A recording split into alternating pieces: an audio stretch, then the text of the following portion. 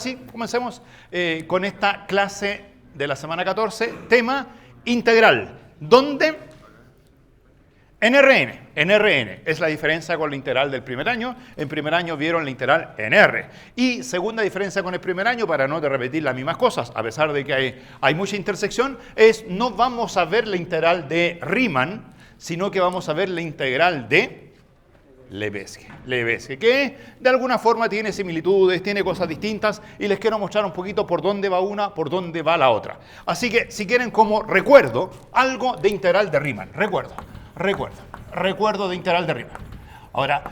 Ahora, la cosa que me interesa recordar es qué significa ser integrable. ¿Cómo se calcula la integral? Ustedes recuerdan mejor que yo cómo se hace eso.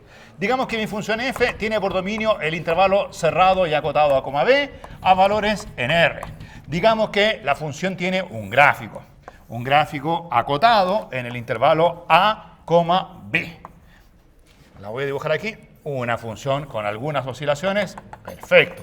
Ahí está mi función. Incluso no me gustó, la voy a poner un poquito más fea, a ver, para que tenga más montículo, ahí ya. De hecho puede ser simpática incluso para mañana, porque esa tiene... pero es de primer año.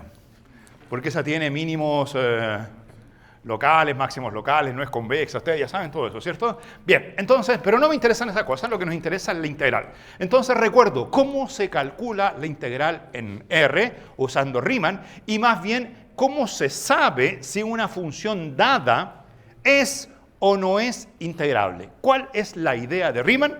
Para que después, entendiendo la idea de Riemann, yo les voy a contar cuál es la idea de Lebesgue para el mismo problema, y después vamos a ver cómo esa idea de Lebesgue se puede ampliar para funciones de varias variables, que es el objetivo de la integral en Rn. Ahora, de hecho, la integral de Riemann es un poquito más delicada para ampliar la Rn. Es como, más engorrosa. La integral de Lebesgue es un poquito más fácil, porque tiene una idea principal. ¿Se acuerdan ustedes de la gran idea de Riemann? Bueno, la gran idea de Riemann es tomar el intervalo a, b y... ¿Se acuerdan de esto? Y particionarlo, ¿cierto? Hacer una partición en el intervalo a, b. Uno decía, considera una partición que es un conjunto de puntos. El primero se llama x sub 0, que es a. Después viene otro punto x1, x2, ¿hasta dónde? Bueno, típicamente hasta xn, que es el punto B. Son puntos que están ordenados de menor a mayor, y lo que uno hace es que en cada uno de los intervalos, digamos que este es el intervalo que va entre xi menos 1 y xi, esa era la notación. Este es el iésimo intervalo. El primer intervalo es el que va entre x0 y x1. Se fijan que la numeración siempre da así, que el iésimo intervalo va entre x y menos 1 y xi. Entonces, ¿qué es lo que uno hacía en el iésimo intervalo? Uno decía que en el iésimo intervalo la función f de x se acotaba superior e inferiormente por... Ayúdenme. Entonces uno decía, bueno, en realidad habían distintas versiones, no sé en qué versión vieron ustedes de integración, pero habían dos posibilidades. Posibilidad número 1, acotarla por cualquier cosa que fuera por abajo y cualquier cosa que fuera por arriba, ¿cierto? Ahora, si uno quería mejorar las cotas, ¿qué es lo que hacía? Tomaba la cota inferior lo más grande posible y la cota superior lo más chica posible. Cuando uno llegaba a esa cosa que era el ínfimo de la función y a este punto que era el supremo de la función, altura que típicamente uno llama m chica i y altura que llama m grande i, entonces las cotas de mi f son m chica i y m grande i. ¿Qué son m chica i y m grande i? Bueno, en el gráfico son el mínimo y el máximo de la función, pero como en general hay que pensar que la función puede ser muy rara, no es siempre el mínimo y el máximo, sino que en realidad es en lugar de mínimo y máximo, es el ínfimo y el supremo en el intervalo iésimo, ¿cierto? Esa es como la clave de Riemann, acotar por el ínfimo y el supremo. Y después que uno acota por el ínfimo y el supremo, la pregunta es cuánto vale la integral. Entonces, bueno, dos posibilidades. Posibilidad número 1, multiplicar por delta xi. Posibilidad número 2, decir, esta desigualdad la pueden integrar entre xi menos 1 y xi. La pueden integrar entre xi menos 1 y xi. No sé bien qué es la integral, pero como es un repaso, Hay cosas que no sé, hay cosas que sé, pero tengo ideas. ¿Cuál es la idea? Dado que la f está entre m chica y m grande, la integral de la f está entre la integral de m chica y m grande. Sin embargo, la integral de m chica es muy fácil, ¿cierto? ¿Cuánto vale la integral de una constante? ¿Se acuerdan cuánto valía la integral de una constante? Vale simplemente la constante por el largo del intervalo, cosa importante. Vale la constante por el largo del intervalo. ¿Cuánto vale la integral de la m grande? Vale la constante por el largo del intervalo. Entonces, por eso es que hay dos visiones. Visión número 1, podría decir que multiplico por delta x a los dos lados. O visión número 2, puedo decir que integro la ecuación. Y aquí al medio se obtiene esta cosa rara llamada la integral de la función en intervalo. Y si uno quiere la integral en todo el intervalo a, b, ¿qué hay que hacer con estas cosas que se ocurren para i igual 1, i igual 2, i igual 3, hasta i igual a n? Lo que hay que hacer con todo esto es sumar desde 1 hasta n. Entonces, si uno suma, al lado izquierdo queda la suma de los m chica i por delta xi. Al medio quedaría algo así como la integral en el intervalo a, b de la f. Ahora, sin saber muy bien si esa cosa tiene o no tiene sentido, pero al menos de tener sentido debería ser así. Y por el lado derecho queda la sumatoria de los m grande i por delta xi. Sumatorias que, no sé si se recuerdan, tenían nombres. Tenían nombres las sumatorias de los ínfimos por delta xi, de los supremos por delta xi. ¿Cómo se llamaban esas sumatorias? Eran sumas de Riemann.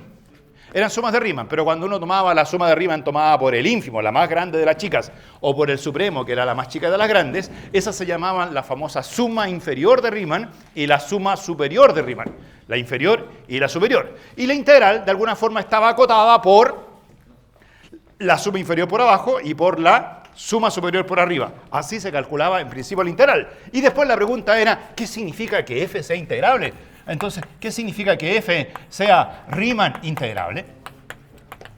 Bueno, esa era la típica pregunta. ¿Qué significaba eso? Bueno, cuando yo aquí lo que hacía era, de estas sumas inferiores, tomaba ahí cambiaba la partición, ¿se acuerdan? Jugaba con las particiones de tal forma que esta suma inferior fuese lo más grande, chica. Lo más grande posible, haciendo refinamientos. ¿Se acuerdan de eso, de hacer refinamientos? Las sumas inferiores, si quieren, se las imagina uno como el área de, si fueran funciones positivas. ¿Qué son las sumas inferiores? Son las... bueno, no coincido con lo de acá abajo, pero ¿entienden la idea? Son la suma son el área de un polígono. Polígono, ¿cierto? Generado por rectángulos que están uno adyacente al lado del otro. Eso es. Esas son las sumas inferiores. Entonces, de esas sumas inferiores, lo que uno trataba de hacer para llegar a la función, trataba de ir lo más abajo o arriba. Lo más arriba posible. Y con las otras que venían por arriba, uno trataba de ir lo más abajo posible. Entonces, la pregunta es, ¿se juntan o no se juntan esas cosas? ¿Es posible tomar el supremo de las que vienen por abajo, el ínfimo de las que vienen por arriba, y dará o no dará lo mismo? Entonces, la respuesta ahí estaba la famosa condición de Riemann. ¿Qué decía la condición de Riemann? Decía que efectivamente una función es integrable cuando al tomar el supremo por aquí y al tomar el ínfimo por allá, esas dos cosas eran iguales. Pero para poder manejar un poco en forma más operativa ese concepto, lo que uno decía era que, o sea, esas sumas superiores y estas sumas inferiores, si yo empiezo a tomar refinamientos, son sumas que se empiezan a acercar tanto como yo quiera. Y estaba esa famosa condición de Riemann que decía que la diferencia entre la suma superior, que es mi delta xi, y la suma inferior, que era mi chica delta xi, esa cosa tenía que ser tan chica como uno quisiera, menor o igual que epsilon. Dado epsilon existía una partición tal que eso de ahí fuese así. Entonces la pregunta es, ¿y si me dan una función, se cumple o no se cumple esa condición? Bueno, cuando uno empieza a desarrollar, creo que este cálculo lo hicieron, que esta diferencia entre la suma superior y la suma inferior siempre era la sumatoria de m grande menos m chica multiplicado por delta xi. Y para poder demostrar que eso era chico, lo típico, cuando uno demuestra que algo tiende a cero, primero acota y después demuestra que la cota tiende a cero. Y así se demuestra que eso tiende a cero. Entonces, ¿cuál era la cota típica? La cota típica iba por este lado. Decir que lo que había que hacer era tomar particiones, tal vez de pasos no uniformes, pero esos pasos no uniformes se podían siempre acotar superiormente por el intervalo que fuese más largo de todos. Que ese intervalo más largo tenía nombre, se llamaba norma de la partición. ¿Se acuerdan de esas cosas? Eso se llamaba la norma de la partición. Por ejemplo, bueno, si la partición fuese uniforme, uno decía todos los delta XY son igual a B menos A partido por el número de intervalos. Y en ese caso, la norma de la partición vale B menos A partido por N. Pero a veces los intervalos habían unos cortos por aquí, unos largos, unos cortos por allá, otro largo. Entonces, ¿cuál era la norma? ¿El más corto o el más largo? Esa es la gran pregunta.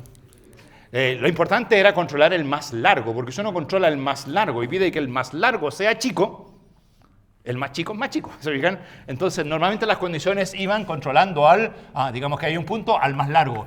Ese más largo es la norma de la partición. Y resulta que todos los demás eran, ¿cómo comparados con ese? ¿Cómo eran todos los demás comparados con ese?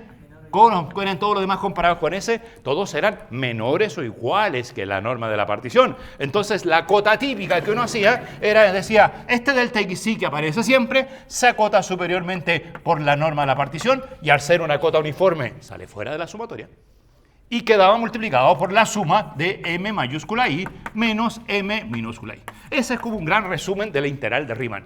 Entonces, ¿cómo uno logra demostrar que una función es Riemann integrable? Cuando uno lo ve así, típicamente uno lo que tenía que hacer era tomar la norma de la partición muy chica. Normalmente uno hacía que la norma de la partición tendiese a 0. ¿Para qué? Para que esto sea pequeño. Y recuerdo lo que ustedes recuerdan, cuando algo tiende a 0 y está multiplicado por otra cosa, pregunta, ¿el producto tiende a 0? ¿Tiende a 0 o no tiende a 0? ¿Se acuerdan la típica frase nula por acotada? Claro, entonces, si esto fuese acotado,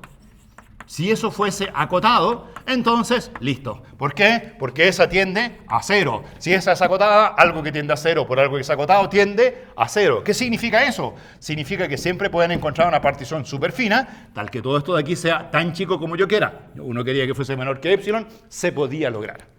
Y así resultaban las funciones Riemann integrables. Las funciones Riemann integrables normalmente están asociadas con aquellas funciones donde esta diferencia entre los supremos y los ínfimos, esta sumatoria, ojo que aquí cuando la norma de la partición tiende a 0, el número de sumandos tiende a hacer una cosa de la integración típica. Si cada intervalo es cada vez más chico, significa que la cantidad de intervalos es cada vez más grande, lo cual al revés no era cierto, ¿cierto? Cuando ustedes decían simplemente la cantidad de intervalos es grande, eso no implica que la norma sea chica, porque podrían estar agregando intervalos por allá donde no sirven. Para que la norma tienda a 0 tienen que achicar todos los intervalos, el más grande tienen que achicarlo. Si ustedes dejan ese fijo y empiezan a agregar puntos por acá, obviamente que la cantidad de intervalos tiende ¿a cuánto? La cantidad de intervalos tiende ¿a cuánto? Si empiezo a agregar y agregar y agregar intervalos, ¿a cuánto tiende la cantidad de intervalos? A infinito, pero la norma se mantiene fija porque ¿qué hice? Agregué intervalitos por allá donde no correspondía. Ahora, cuando uno hacía esa cosa de agregar y agregar más intervalitos, ¿cómo se llamaba ese fenómeno? ¿Se acuerdan? Refinamiento de una partición. Cuando a una partición le agregaban más y más puntos, la comenzaban a refinar. Y dependiendo de cómo fuese la función, era donde convenía refinar. Típicamente conviene refinar donde la función es más vertical. Cuando las funciones son planas, ahí los intervalos abajo pueden ser grandes. Pero cuando las funciones tienen mucha variación, los intervalos tienen que ser más chicos. De hecho, aquí creo que también se ve eso. Fíjense, para que todo esto sea pequeño, lo que hay que hacer es refinar la partición, que esta norma sea muy pequeña, si es que esta sumatoria es muy grande. Entonces, aquí está el gran problema de la integral de Riemann. Ustedes en el primer semestre vieron las funciones Riemann integrables. Demostramos que las crecientes, las monótonas eran Riemann integrables, las continuas son Riemann integrables y las cantidades de funciones Riemann integrables son muchas. Pero también existen las que no son Riemann integrables. ¿Se acuerdan de alguna que no era Riemann integrable? Les puedo recordar, la función esa, la que valía 0 y 1, o 1 y 2, no sé cómo la vieron, la que valía 1 y 2. ¿Vieron una función de ese estilo? La que valía 1 si x racional y 2 si x irracional. Si uno piensa en esa función, ¿cuánto vale en cada intervalito el ínfimo? ¿Cuánto vale en cada intervalito el ínfimo? El ínfimo vale 1. ¿Cuánto vale en cada intervalito el supremo? 2. Entonces, cuando uno calcula esta resta supremo menos ínfimo, en esa función, esta suma es constante, esta resta es constante igual a 1. Y resulta que la cantidad de sumandos tiende a infinito. Y resulta que si usted piensa en la cantidad de intervalos multiplicado por la norma de la partición en cosas homogéneas o en cosas no homogéneas, este producto tiende a infinito. Este producto no es más chico que epsilon. Esa era la típica función que no era Riemann integrable. Funciones donde esta diferencia entre los supremos y los ínfimos es una diferencia muy grande. Las funciones típicas que tienen gráficos continuos, digamos una función como esa, continua, cuando usted toma un intervalo y se preocupa dónde está el supremo, dónde está el ínfimo, ya la diferencia es grande. Pero ¿qué pasa cuando refinan? ¿Qué pasa cuando vuelven a refinar? En la diferencia entre el supremo y el ínfimo. ¿Qué le pasa al supremo y el ínfimo cada vez que van refinando en las funciones típicas? Se van achicando, ¿cierto? No pasa esto de esa función rara donde la diferencia entre el supremo y el ínfimo queda trancada y no se achica, es constante igual a 1. Entonces, claro, la pregunta es ¿dónde falla la integral de Riemann? Y la respuesta es normalmente, de hecho hay teoremas del integral de Riemann que tal vez no se vieron en primer año, no, nunca se ven en primer año, pero que dicen que en realidad todo el problema de la integral de Riemann es cuando las funciones tienen muchas oscilaciones. Cuando tienen muchas oscilaciones. Esta sumatoria está asociada a las oscilaciones de la función. Oscilaciones. Si una función tiene muchas oscilaciones, esta función tiene muchas oscilaciones. ¿Qué significa tener muchas oscilaciones? Entienden el gráfico de esa función, ¿cierto? ¿Cuál es el gráfico de esa función? Para los racionales vale 1, para los irracionales vale 2. ¿Qué significa? Significa que si usted trabaja en un pequeño intervalito, la función pasa violentamente de 1 a 2, después pasa de 2 a 1, de 2. O sea, la función está constantemente oscilando entre racionales e irracionales. De hecho, es inimaginable la forma en cómo oscila, ¿cierto? Ni siquiera oscila tanto así como que paso a 2, bajo a 1, subo a 2, bajo a 1, porque los racionales y los irracionales no están ordenaditos uno detrás del otro, sino que están todos revueltos. Pero la idea de las oscilaciones es esa, es tomar intervalos de ancho pequeño, delta. En ese intervalo de ancho pequeño, ver cuál es el supremo. En ese intervalo de ancho pequeño, ver cuál es el ínfimo y preguntarse si la diferencia entre el supremo y el ínfimo tiende o no tiende a cero cuando delta tiende a cero. Las funciones que tienen muchas oscilaciones son como esa, donde esa diferencia no tiende a cero. Funciones donde el supremo y el ínfimo no se acercan. Y allí Riemann comienza a fallar. En las funciones continuas, Riemann se porta bien, porque esa diferencia tiende a cero. En las funciones crecientes, Riemann se comporta bien, porque esa diferencia es simplemente f al final menos f al principio, y esa cosa se puede manejar sin problemas. Pero hay funciones raras, funciones que tienen muchas oscilaciones. De hecho, la pregunta después es ¿cuántas oscilaciones y dónde están ubicadas esas oscilaciones? La respuesta en realidad es más complicada que solamente ese ejemplo, pero las oscilaciones son parte del problema que tiene la integral de Riemann. Si uno se pregunta ¿por qué algunas funciones sí y por qué algunas otras funciones no? Respuesta, las que no es porque tienen muchas oscilaciones. Ahora, si usted después junta eso con el viejo teorema fundamental del cálculo, ¿se acuerdan del teorema fundamental del cálculo? Aquí tengo un pedacito para escribir el teorema fundamental del cálculo. Me interesa el segundo teorema fundamental del cálculo. Ese es el más importante, el que decía cómo se calcula la integral de una derivada. ¿Se acuerdan de ese teorema? ¿Cómo se calcula la integral en el intervalo a, b de la derivada de f? ¿Qué dice el teorema fundamental del cálculo? ¿Cuánto vale esa integral de la derivada? ¿Cómo se calcula una integral? En buenas cuentas, eso dice el teorema fundamental del cálculo. Buscando una primitiva, la primitiva la evalúo en b, la evalúo en a y hago la resta. Entonces, si la función es derivable, la primitiva es f, la cual es continua derivable. Eso debería ser f de b menos f de a. Ese teorema es casi cierto. Ese teorema es cierto, se demuestra en primer año cuando f' es continua. Cuando f' es continua, de hecho eso se llama el primer teorema fundamental del cálculo, que dice, cuando yo calculo primero, si una función es continua, la integral existe. Y segundo, la integral de una función continua es derivable, y la derivada de la integral continua es lo que está dentro, y al final resulta que la integral de una función continua es la primitiva en b menos la primitiva en a.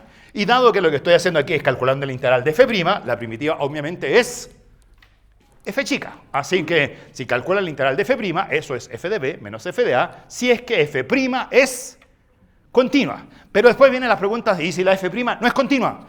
Entonces ahí está el segundo teorema fundamental del cálculo que les dice, la f' podría no ser continua, pero necesito que sea, en Riemann, que sea Riemann integrable. Si f' es Riemann integrable, esta fórmula vuelve a ser cierta porque se prueba que la integral de una función f' que sea Riemann integrable es siempre f de b menos f de a. Pero la pregunta que uno se puede hacer también es, ¿y cuando me dan una función? Y esa función tiene derivadas en el intervalo a, b. ¿Es la derivada siempre una función Riemann integrable? Esa es una pregunta un poquito más profunda. Y la respuesta a esa pregunta es, bueno, es difícil. La respuesta es complicada. La gente cuando trabajó en los tiempos de Riemann le dieron muchas vueltas a esa pregunta. Me dan una f, la derivo. ¿La derivada es integrable? La derivada, bueno, lo primero ¿es la derivada continua? Ya, eso creo que rápidamente hay ejemplos donde la derivada no es continua. Hicieron en primer año esos típicos x a la n por seno de 1 partido por x, que dependiendo del valor de n la función era continua, si el n era más grande la función era derivable, si el n era más grande la función era derivable con derivada continua, etc. ¿Se acuerdan de esos ejemplos raros o no? La x a la n seno de 1 partido por x, esa, cuando n, a ver de qué me acuerdo, que cuando n igual 0, bueno, si n igual 0 esa cuestión ni siquiera es continua. Para n igual 0, simplemente seno de 1 partido por x. ¿Conoce la función seno de 1 partido por x? ¿Cuál era el gráfico de esa? ¿Era una que tenía infinitas oscilaciones en torno de 0? Claro, porque la función seno de x tiene infinitas oscilaciones hacia el infinito. Pero como aquí no es seno de x, sino que es seno de 1 partido por x, el cambio de variable 1 partido por x cambia el infinito por 0. Entonces las oscilaciones que tiene la función seno hacia el infinito, cuando uno cambia la x por 1 partido por x, ¿a dónde se van? Al origen, y todas esas oscilaciones se llevan aquí al origen. Y hay puntos donde la función vale 1, usted se puede acercar al origen por esos cúspides donde todo vale 1, se puede acercar por acá donde todo vale 0. Esa función es absolutamente no continua, no es continua en el origen, porque por arriba o por abajo converjo cosas distintas. Ya, pero si le enchufan un x, ahí es la misma de arriba, pero ahora la amplitud, ¿se fijan lo que hicieron con la amplitud? Es la misma función que está oscilando, pero ahora la magnitud de las oscilaciones se amortiguan con la x. Y el nuevo gráfico ahora es infinitas oscilaciones, pero las oscilaciones son cada vez más chicas. Y esa función ahora es continua, su límite vale 0, pero no es derivable. Ese ejercicio lo hacen en primer año, ¿cierto? No es derivable. Entonces, ¿qué es lo que hacen después? Le ponen un x cuadrado. ¿Y qué pasa con x cuadrado? ¿Cómo es el gráfico ahora? El gráfico es nuevamente oscilaciones, pero ¿qué pasa con la amplitud? La amplitud, parábola, ¿cómo están dibujando la parábola? ¿Cierto? La parábola tiende a 0 aplastantemente, ¿cierto? ¿Cierto? Es así, aplastante. Y la función tiene que oscilar. ¿Dónde oscila? Ahí oscila. Ahí oscila. Perfecto. Esa función sí que es derivable. La función que vale, obviamente, eso fuera de 0. ¿Y cuánto tiene que ser en 0? En 0 tiene que ser igual a 0, ¿cierto? Ya, pero esa... no, disculpen, esta de aquí no era la buena. Esta de aquí estaba pensando en la de arriba, en la seno de 1 partido por x, siempre para conservar las oscilaciones, ¿cierto? El seno de x, ¿por qué lo escribí? Porque había dicho que esa tenía oscilaciones hasta el infinito, ¿cierto? Habíamos dado vuelta a las variables y teníamos eso. Ahora, esa es derivable. ¿Y cuánto vale su derivada? Hay una parte de la derivada que es 2x seno de 1 partido por x. Ya, esa cuestión no me importa porque esa parte es continua o no continua en el origen. Continua porque está el x amortiguando, ¿cierto? Las oscilaciones han sido aplastadas, pero en la derivada me falta algo. Esa derivada no es solamente 2x seno de x. ¿Cómo sigue la derivada después? Más x cuadrado por la derivada del seno de 1 partido por x, que vale coseno de 1 partido por x. Perfecto. Las oscilaciones son amortiguadas, pero me falta algo. ¿Qué me falta? La derivada del argumento. ¿Y cuánto vale la derivada del argumento? Menos 1 partido por x cuadrado. ¿Eso era? ¿Y qué pasa con ese x cuadrado del denominador? Cancela el x cuadrado de afuera. ¿Y qué función queda resultando? Bueno, el 2x seno de 1 partido por x es una cosa que es razonable, pero queda sobrando un menos, coseno de 1 partido por x. ¿Y qué pasa con ese coseno de 1 partido por x? Tiene oscilaciones, infinitas oscilaciones en torno del origen. Entonces, hay funciones cuya derivada existe y la derivada, esa tiene oscilaciones en el origen. Bueno, y lo que hace mucha gente es que juega esa, le empieza a sumar la función trasladada y pueden fabricar funciones más y más complicadas y formar funciones tales que la derivada exista, tales que la derivada tenga oscilaciones. ¿Y dónde está lo simpático? Que pueden formar funciones tal que la derivada tenga tantas oscilaciones de tal modo que no sea Riemann integrable. De tal modo que no sea Riemann integrable. Y cuando no es Riemann integrable, ¿qué pasa con la integral de la derivada? Bueno, si no es Riemann integrable, la integral de la derivada no existe. Pero resulta que f de b menos f de a sigue existiendo. O sea, lo que ocurre es que esta igualdad deja de ser cierta. Esa es una de las principales deficiencias que tiene la teoría de integración de Riemann. Que hay funciones derivables cuyas derivadas no son Riemann integrables. Entonces, bueno, la teoría de Lebesgue trata de ampliar la teoría de Riemann, trata de incorporar a más funciones integrables. Normalmente en la teoría de Lebesgue se logra demostrar que toda función Riemann integrable también es Lebesgue integrable, y de hecho cuando las funciones son Riemann integrables, la integral de Lebesgue coincide con la integral de Riemann. En las continuas, en las monótonas, todas esas que eran Riemann integrables, la integral de Lebesgue no le hace nada más que dejarla igual. Pero ¿cuál es la gracia de la integral de Lebesgue? ¿O cuál sería? No vamos a entrar en todas las demostraciones, pero la gran idea es que hay más funciones Lebesgue integrable que Riemann integrable. Y ahí se puede probar que esta igualdad vuelve a ser cierta. Ya la condición no es que la derivada sea Riemann integrable, ya no es que la derivada no tenga oscilaciones. La derivada sí que puede tener oscilaciones, pero esas oscilaciones se integran no con Riemann, sino que se integran con Lebesgue. ¿Les parece? Ahí hay una primera motivación. Ahora, bueno, todo esto de aquí está simpático, pero ¿qué es la integral de Lebesgue? Ya, entonces vamos a la pizarra última. ¿Qué es la integral de Lebesgue? Vuelvo sobre mi esquema de mi función. Volvamos sobre la función original. Que la dibujé, la voy a tratar de dibujar igual. ¿Se fijan por qué la hice con tantas oscilaciones? Porque estaba pensando en que detrás de Riemann el gran problema son las oscilaciones. Ahora, esas oscilaciones que dibujé ahí no le preocupan a Riemann, porque son una cantidad bien finita de oscilaciones. Esa función es una función continua, así que es integrable según Riemann, es integral también según Lebesgue. Pero la idea va por ahí, que cuando uno desarrolla la teoría, por aquí aparecen las oscilaciones.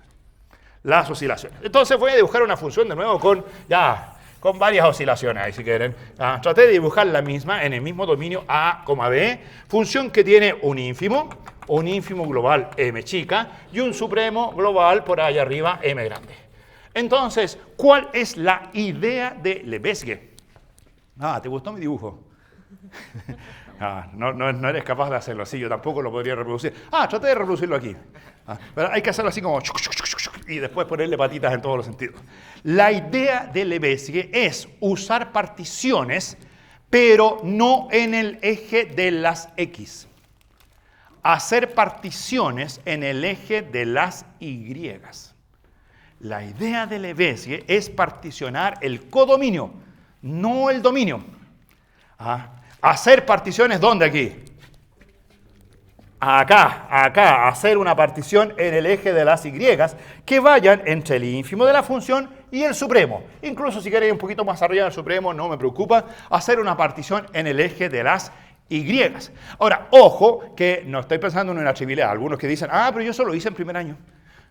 ¿Usted hizo Lebesgue? No, yo hice particiones según Y. ¿Por qué? Porque a veces en primer año habían ejercicios, calcular volúmenes, calcular áreas, yo no me acuerdo muy bien, de funciones que eran como esa. Y en lugar de decir que la integral se hacía como la integral entre 0 y 1, digamos que esa función tuviese ese gráfico, en lugar de calcularse la integral entre 0 y 1 de f de x, lo que hacían eran calcular la integral entre 0 y 2 de y. ¿Hicieron eso alguna vez? Donde lo que hacían ahí era calcular la integral de, aquí la función es la función f a la menos 1 de y. Esa función es una función invertible, ¿cierto? Y lo que hacían, en buenas cuentas, en esa segunda integral, estaban considerando sus particiones en el eje de las y estaban considerando sus rectangulitos así, en lugar de los típicos rectangulitos que van en forma vertical. Entonces hay uno como que se engaña y dice, yo también hice particiones en el eje de las Y. Sí, pero cuando uno hace particiones en el eje de las Y en primer año, está simplemente repitiendo el razonamiento de las particiones según X, dando vuelta a los ejes. Da vuelta al gráfico. Y cuando da vuelta al gráfico, la Y está acá abajo y sigue haciendo sus particiones en el dominio. Lo que hace Lebesgue es no da vuelta al gráfico. El gráfico queda tal cual. La integral que va a calcular aquí es una integral, si quieren, con dx y no una integral con dy. Pero a pesar de eso, hace las particiones según y. ¡Wow! ¿Y cómo lo hace? Ya, entonces, miren, lo que pasa es que hay una pequeña complicación. Una pequeña complicación. Yo siempre quiero, ¿entienden?, calcular el área que está acá abajo. Siempre quiero esta área. Esta área. La voy a llorar por aquí, no voy a llorar por allá arriba porque allá arriba vamos a trabajar un poquito más. Pero quiero calcular el área hacia aquí. No es como acá, ¿qué es lo que pasó? Cuando hice este integral, ¿se dieron cuenta de lo que hice? Que en lugar de calcular el área hacia el eje de las X, la calculé hacia el otro lado. Y de hecho, si la función no fuera como esa, fuese una función así, usted calcula la primera integral y le da esa área. Si calcula la segunda integral, ya no se cumple la igualdad. En la segunda integral se calcula esta otra área. Y está cambiando el problema, pero siempre está particionando según cómo se mueve la variable independiente. La idea de Lebesgue es particionar no en la variable independiente. Sigo integrando con respecto a X, pero particiono en Y. ¿Qué cosa más rara? Bueno, alguien puede hacerle un psicoanálisis a Lebesgue. ¿En qué estabas pensando, bestia, de particionar en el otro sistema del eje? A lo mejor Lebesgue va a decir, no sé, se me ocurrió, lo probé y funcionó. Y después de que funcionó, me dio una integral, que fue un poquito más potente que la de Riemann, la inscribí. Y me gané un premio, no sé. O sea, a veces las cosas pueden pasar así como un poco por azar. No sé, de eso no les podría contar si es azar o no, pero la gran idea de Lebesgue es esa. Ahora, de hecho, cuando le preguntaban, ¿y por qué se te ocurrió esa cosa de particionar en Y? Lebesgue daba una respuesta sencilla. Decía, en los tiempos de Lebesgue, la gente cuando compraba cosas en el negocio de la esquina pagaba con monedas de distintos valores. No sé si ahora se usan. ¿Usan monedas ustedes alguna vez? ¿Han tenido el bolsillo lleno de monedas de 100 pesos, 500? ¿Existen todavía las monedas de 100, 500 pesos? Los que miren la cámara 50 años más adelante van a decir, ¿qué son esas cosas de las monedas? No existen las monedas. Bueno, entonces lo que decía es que cuando uno paga a un producto en el negocio de la esquina, Riemann y Lebesgue lo hacen de forma distinta. Riemann saca una moneda y dice, es de 50 pesos, toma. Saco otra moneda, 10 pesos, toma. Saco otra moneda, de 50 de nuevo, toma. Hasta que completo la cantidad que tengo que pagar. O sea, dicho de otro modo, Riemann se mueve sobre el eje de las X y va diciendo, la primera moneda me dio eso, la segunda me dio eso, la tercera me dio eso. Sumo la primera, la segunda, la tercera y sumo las monedas en el orden en que van saliendo de mi bolsillo. La variable independiente es el tiempo en el cual van saliendo mis monedas del bolsillo. Primera moneda, segunda moneda, tercera moneda, independientemente del valor de ellas. El valor de las monedas sería la función, ¿cierto? Que f de 1, f de 2, f de 3, y voy sumando la función instante a instante. ¿Qué hace Lebesgue para calcular la misma suma? De hecho, lo que quiero hacer es ver cuántas monedas tengo en el bolsillo. Entonces, lo que hizo Riemann, saco la primera, la segunda y lo sumo. Lo que hace Lebesgue, saco todas las monedas, agarro todas las monedas de 50 pesos y las sumo ellas.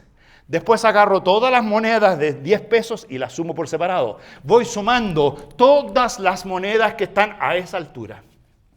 Sumo todas las monedas que están a esta otra altura, todas las que están a esa altura, a esa altura, a esa altura y a esa altura. Y si las sumo todas, voy a obtener obviamente la misma sumatoria que el original. No sé, ¿han sacado alguna vez las cuentas de cuánto dinero tienen en el bolsillo? ¿Han tenido alguna vez monedas o billetes? ¿Cómo los cuentan? ¿La idea de Riemann o la idea de Lebesgue? Se usa un poco más la idea de Lebesgue, ¿cierto? Uno dice, los puros billetes grandes, puros billetes de 50.000 primero, ¿o no?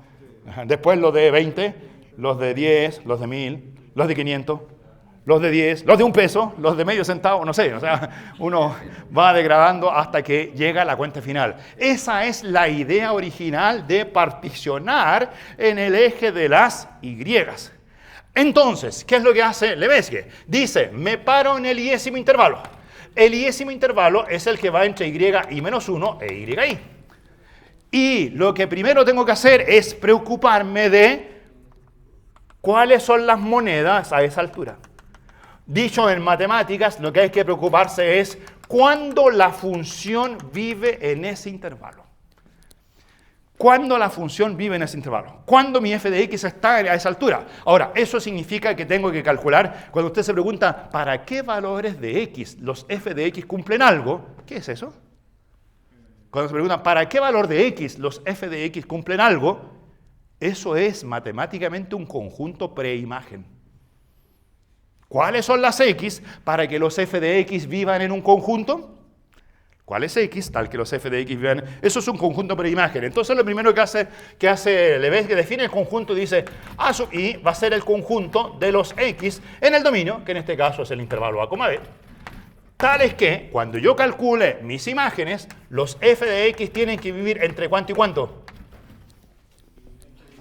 Entre y y menos 1, ¿cierto? Y y menos 1 e y. Ahora, una de las desigualdades es menor o igual y la otra es menor estricto. ¿Para qué? Para que cuando yo pase de un nivel al siguiente, no hayan repeticiones, ¿cierto? O sea, los conjuntos sean disjuntos. Ahora, salvo cuando llego al máximo. Cuando llego al máximo en el último, a lo mejor las funciones en el máximo pueden ser así. Ojo con eso, que las funciones podrían ser eventualmente de esa forma. Y a lo mejor los puntos que tienen imagen igual al máximo pueden ser un conjunto completo. Así que en el último intervalo le ponen menor o igual. A eso le ponen menor o igual cuando i igual, no sé, ¿cuántos puntos tiene mi partición? No sé, cuando i estamos al final. Cuando estamos al final. Ese conjunto es el conjunto preimagen de la función. Y una vez que uno tiene el conjunto de preimagen, Lebesgue hace la siguiente desigualdad. Dice, para todo x en el conjunto A sub i, resulta que mi función f de x está acotada entre, trivial, ¿entre cuánto y cuánto? Ayúdeme. Entre y menos 1 y y, ¿cierto? Esa desigualdad es válida para todo punto del intervalo A sub i. Entonces, lo que hace Lebesgue con esa desigualdad es la integra, pero no la integra en cualquier parte. ¿Dónde la integra? Ah, no, porque esta desigualdad es solo válida. Dibújeme, por ejemplo, aquí, si ese es el iésimo, ¿cuál es el conjunto A sub i? ¿Entienden el conjunto A sub i? Que las imágenes están entre y menos 1 y y. ¿Qué significa eso? ¿Quién es? ¿Cuál es el conjunto? ¿Ven ese trocito? ¿Cómo se dibuja ese trocito en el eje de las x? Son segmentitos, ¿cierto? Que hay que bajar la vertical, bajar esa vertical, y ahí tienen un trocito del conjunto A sub i. Pero ese conjunto A sub i después sigue, allá. Vuelve a aparecer el conjunto A sub i. ¿Qué es el conjunto A sub i? Es una unión de pedacitos. ¿Cuántos pedacitos? ¿Cuántos trocitos? En el número de trocitos aparece justamente cuántas oscilaciones. ¿Se fijan que la palabra oscilaciones igual andando vuelta en el mundo? Eso de ahí, S, unión S, unión S, unión S, unión S, unión S, unión S, todo eso es el A sub i. La preimagen de donde la función está entre y menos 1 e y. Ya, entonces, ¿qué es lo que hace Lebesgue? Dice, dado tengo esa igualdad en ese conjunto, la integral la voy a calcular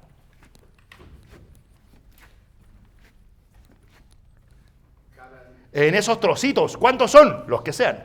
Y eso va a ser la integral que él va a decir, es la integral en el conjunto A sub i. En el conjunto A sub i. En el conjunto A sub i. Ahora, lo del medio no sé muy bien cuánto vale. Pero yo creo que inmediatamente uno se imagina cuánto valen las cotas inferior y superior. Cuando usted calcula la integral en el conjunto A sub i de una constante. No hay que ser muy experto para eso. ¿Cuánto valdrá la integral de una constante? Si fuera en un intervalo, ¿cuánto vale la integral de una constante en un intervalo? La constante por el largo del intervalo. Pero sí, en realidad hay 7 intervalos. Será la constante por el largo el primero, más la constante por el largo el segundo, más la constante por el largo el tercero, el quinto, etcétera, hasta el séptimo. Entonces, esta integral de aquí es la que vale la constante y por el largo o la suma de los largos que forman el conjunto A sub i.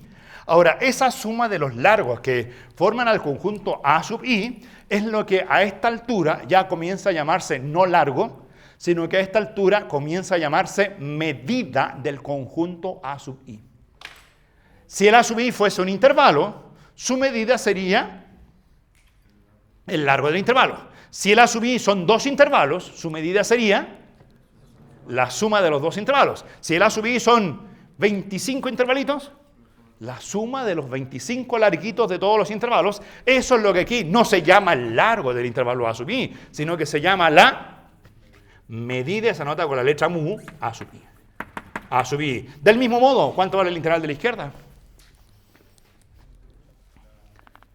Si la integral de la izquierda también es la integral de una constante, valdrá la constante por la medida del dominio, así que esta la voy a borrar. Voy a sacar eso porque ya sé.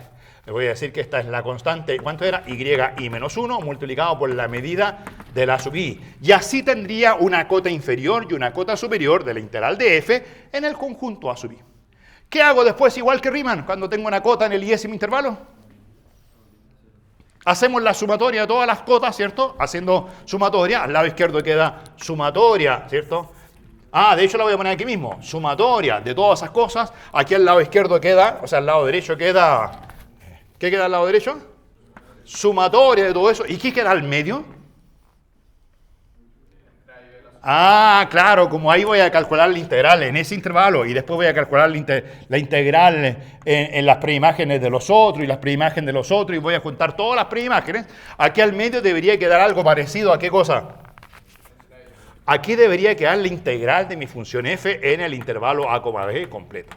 ¿Cierto? Ahí estaría, si los conjuntos A sub i fueron bien calculados, uno debería obtener eso. Pero, nuevamente la pregunta es, oye, ¿y esa integral tiene sentido? ¿Es tu función f una función, ya no Riemann integrable, es tu función una función Lebesgue integrable? Bueno, la idea es la misma de Riemann. ¿Cómo pueden demostrar, cómo pueden definir que una función sea Lebesgue integrable? Pueden decir, aquí obtuve cotas inferiores, acá obtuve cotas superiores. ¿Qué hay que hacer con las cotas inferiores y las cotas superiores? De las cotas inferiores hay que tomar el supremo. De las cotas superiores hay que tomar el ínfimo. Y hay que preguntarse, ¿será cierto que el supremo por allá y el ínfimo por acá son la misma cosa? Bueno, no hay para qué hacerse la pregunta tan complicada. Hay que preguntarla a la condición de Riemann, si quieren como condición de Lebesgue. ¿Será posible que la diferencia entre estas cosas que van por arriba y las cosas que van por abajo se puede en algún instante hacer tan chica como yo quiera?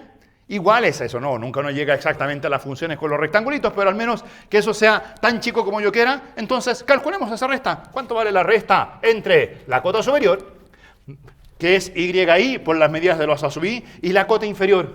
¿Qué queda? No queda yi menos 1 multiplicado por, ayúdenme, la medida del conjuntito A sub i, sumatoria sobre todos los i, sobre todo, ¿cierto? La sumatoria sobre todos los conjuntitos. Entonces, la pregunta es, ¿será cierto que eso se puede hacer tan chico como yo quiera? Bueno, a ver, tratemos de acotar. La misma estrategia de siempre. ¿Cómo se acota aquí? ¿Vieron aquí dónde está el acotamiento? ¿Apareció la norma de la partición en alguna parte? ¿Dónde está la norma de la partición? ¿Ven la partición? El tamaño del intervalo. ¿Dónde está el tamaño del intervalo? Aquí quedó. No, ahí no, acá. La partición, acuérdense ustedes que no está en el eje de las X. La partición está en el eje de las Y. ¿Qué es una partición? Un conjunto de puntos donde el más chico vale m chica, el más grande vale m grande, y la distancia entre punto y punto se llama largo del iésimo intervalo. Aquí está ¿lo ven aquí? El yi menos menos 1, ¿qué es eso? El largo del iésimo intervalo. Y como siempre en las particiones, que esté según x o según y, me da lo mismo. ¿Cómo se acota el largo del iésimo intervalo? Con el más largo de los largos, ¿cierto? Y ese se llama norma de la partición. Así que esta sumatoria la puedo acotar por la norma de la partición. Y esa norma de la partición queda multiplicada por una sumatoria. ¿Qué es sumatoria? La sumatoria de las medidas de los conjuntos A sub i.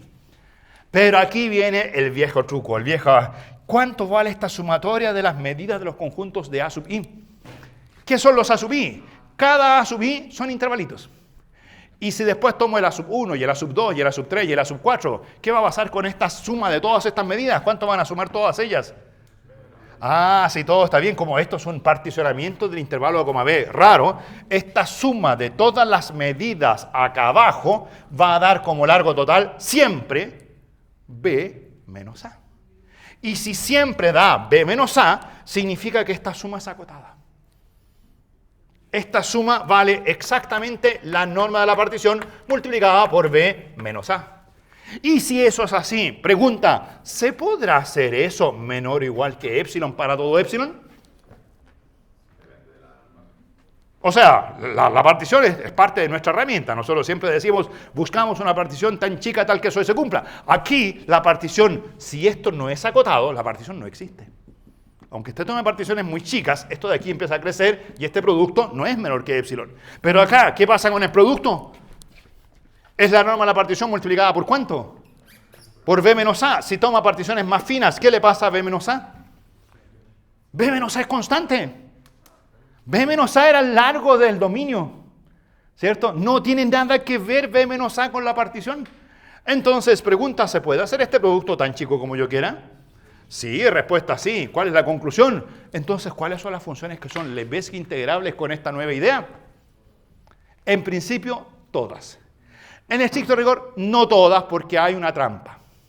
La trampa que hay es que cuando yo tomo este conjunto preimagen y hago esta integración en el intervalito A sub i, lo que tiene que ocurrir es que esta medida exista. Y lamentablemente, no todas las medidas de cualquier cosa existen. Hay conjuntos raros. Recuerden que ese A sub i es un conjunto preimagen. Me dijeron que ese conjunto por imagen es la unión de intervalitos, porque se está imaginando en funciones que suben, que bajan, que suben y que bajan. Pero si la función es más rara, el conjunto A sub i puede ser tremendamente extraño. Y si el conjunto A sub i es muy, muy extraño, sería posible que este conjunto podría entrar en la zona en la cual no tenga medida. Entonces, ya, ¿qué es lo que hay que hacer para calcular integrales según Lebesgue? Lo que hay que hacer es focalizarse en el concepto no de integral. El concepto de integral es muy fácil. La integral, ahí tienes la pizarra, la integral está definida. La integral es simplemente el supremo de esas cantidades o el ínfimo de estas cantidades. Pero lo que tiene que ocurrir es que para calcular estas cantidades tengo que saber calcular que es la medida de un conjunto raro. Si fueran intervalitos, suma de los larguitos. Pero si fuera más raro, por ahí pueden haber cosas extrañas. ¿Se fijan? Acá, ¿qué tengo que aprender? La medida de los mismos conjuntos. Entonces, este conjunto de aquí es el que es importante. ¿Será un conjunto que tenga medida? Ese es el teorema que hay que demostrar. Y de hecho lo que hace Lebesgue es hace una trampa. Bueno, de hecho todos hacemos la misma trampa. Este conjunto, ¿se dan cuenta que es la intersección de dos? Porque son las preimágenes que cumplen dos desigualdades. Entonces uno podría decir, en realidad lo que voy a hacer es considerar solamente los conjuntos, los X del dominio de F. De hecho estoy pensando incluso en cualquier dimensión, tal que simplemente F de X menor o igual que una constante. O menor estricto que una constante. Ya, lo pongo menor estricto. Ese conjunto lo veo aquí. Es el que cumple esta desigualdad.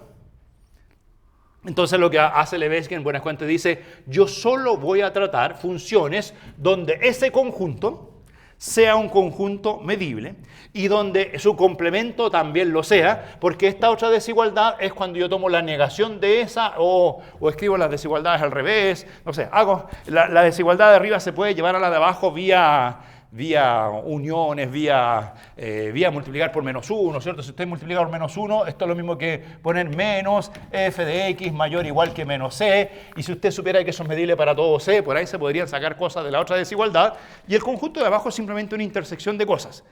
Entonces, lo que hay que aprender no es tanto a integrar según Lebesgue, sino que hay que aprender a medir conjuntos. ¿Y medir conjuntos dónde? Medir conjuntos en el dominio o codominio. En el codominio, ¿qué dije? No, lo dije al revés.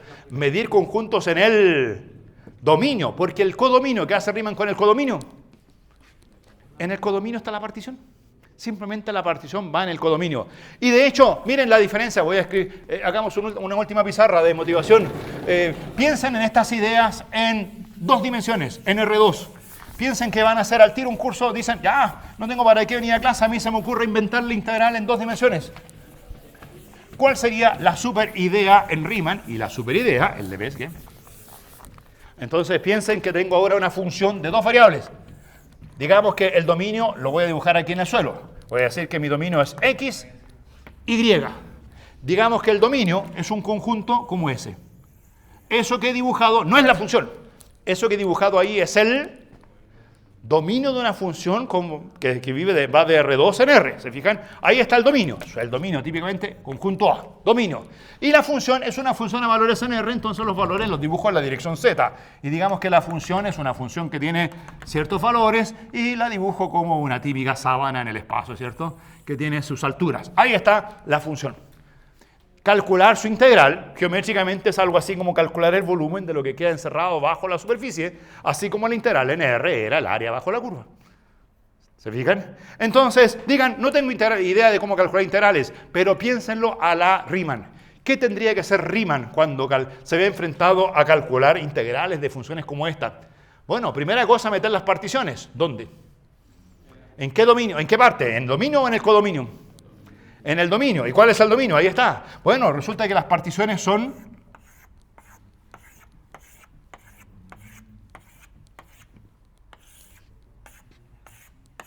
la ven así, se imaginan en particiones de esa forma. Ya, primer problema que tiene Riemann. ¿Cuál es el primer problema? Que el dominio no calza siempre con la partición, ¿cierto? O sea, ya hay un problema de aproximación en el dominio. O sea, en Riemann sería más fácil calcular integrales si el dominio fuese un rectángulo. Y de hecho, muchas veces cuando uno desarrolla la teoría integral de Riemann en varias variables, uno dice, si la función tiene un dominio muy complicado, voy a extender esa función a un rectángulo, la extiendo por 0 fuera de esa zona, y bueno, ahí le introduce una discontinuidad fuerte a la función, y la gran pregunta es si el resultado va a ser o no va a ser integrable. O sea, hay una complicación ya respecto al dominio. Y después, claro, después ya que tienen su partición, levantarán sus, no rectángulos, sino que levantarán sus... como cubitos, como barritas, ¿cierto? Hasta unas que toquen por abajo a la función y otras que vengan por arriba, de tal forma de tener las cotas inferiores y las cotas superiores. ¿Cuál es la idea según Lebesgue? La hago por aquí. Mismo dominio raro. O lo dibujé menos raro. A lo mejor van a decir que es menos raro que este de acá. Bueno, y traté de ser tan raro como el de arriba. La función, nuevamente una función, ya una función que sea así, con distintos valores. ¿Qué hace Lebesgue? ¿Dónde pone la partición? En el codominio, en la Z.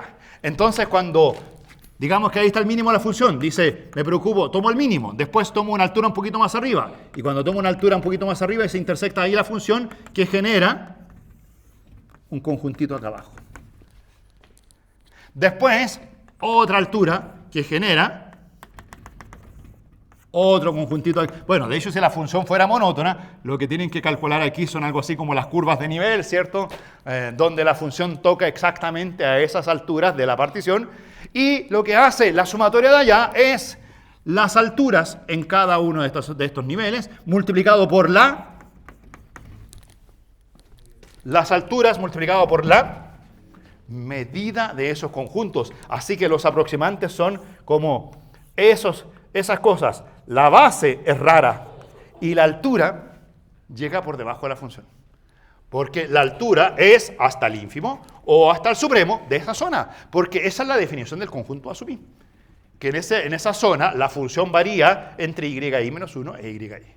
Entonces, incluso es más fácil, bueno, siempre los dibujos son complicados en varias dimensiones, pero entenderlo es más fácil particionar el eje de las, no el eje de las Y, sino que particionar el codominio, que siempre estar particionando el dominio, porque mientras más complicada sea la integral, más difícil va a ser el particionamiento del dominio.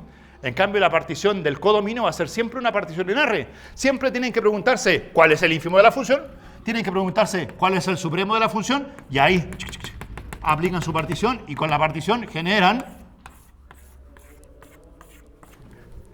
niveles, y tienen que preguntarse cuáles son las preimágenes de esos niveles.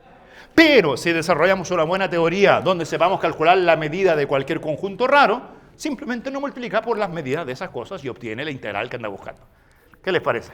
Ahí está la definición intuitiva de lo que es Lebesgue. Ahora, obviamente que cuando trabajo con Lebesgue tengo que hacerme una pregunta antes de poder calcular integrales. ¿Cuál es la pregunta antes de calcular integrales con todo esto que hemos hecho? ¿Cuál es la pregunta? Ahí está la integral. La integral es súper fácil, pero tiene una complicacióncita. ¿Cuál es? ¿Qué es la medida? ¿Qué es la medida? De hecho, bueno, la historia cuenta que cuando Lebesgue se le ocurrió, de hecho Lebesgue parece que inventó esto cuando hizo su tesis de doctorado. O sea, el estudiante como ustedes llegó al 6º año, hizo su doctorado y en el doctorado dijo, ¿qué voy a hacer? Invento una integral nueva. Esa fue como su tesis de doctorado. Y se le ocurrió esta idea y tuvo que desarrollarla. Entonces en ese instante dijo, pero para desarrollar mi integral lo que me falta, ¿qué cosa es? Conocer medidas. Entonces, obviamente, como todo estudiante, si usted tiene un problema y se pregunta, ¿cómo será eso? Preguntémosle a la sociedad qué es lo que hace actualmente con respecto a eso. Y en los tiempos de Lebesgue habían dos teorías de medida, porque de alguna forma, como estaba la integral de Riemann es 100 años antes que la de Lebesgue. Entonces, como la integral de Riemann se había desarrollado, le habían encontrado problemas y todo el mundo trataba de ver cómo resolver el problema de la integral de Riemann, ya algunos se habían dado cuenta que la integral de Riemann mide áreas. Entonces, medir áreas es calcular medidas en R2. Entonces, la gente trataba de buscar cómo hacer medidas y en los tiempos de Lebesgue ya habían teorías desarrolladas de la medida. Habían dos grandes teorías, la de Jordan y la de Borel. Dos teorías conocidas en los tiempos de Lebesgue. Lebesgue era estudiante como ustedes, dice, me falta una medida. Uy, ¿y cómo se calculan medidas? Entonces, Jordan le decía, así. Y Borel le decía, bueno, de esta otra forma. Entonces, hay dos grandes posibilidades. Y con las dos se puede desarrollar la teoría de integral con la idea de Lebesgue. Dos teorías de medida. Se las voy a escribir aquí. ¿Cuáles son las dos teorías de medida? Había una teoría que era de Jordan. ¿Conocen el nombre Jordan? Van a decir algunos que juega tenis, no, que juega básquetbol. Ya no, era un Jordan más viejo, ¿cierto? Así que era la teoría de Jordan. De hecho, ¿conocen amigos de otras secciones que estén haciendo esto? Están hablando de conjuntos de Jordan, conjuntos que son Jordan medibles, lo llaman ellos. De alguna forma, cuando uno desarrolla la teoría de integral de Riemann, también tiene que pasar por medidas y la medida que se desarrolla allí es la de Jordan. Cuando Lebesgue vio esto, dijo, necesito una medida. Jordan tenía una medida.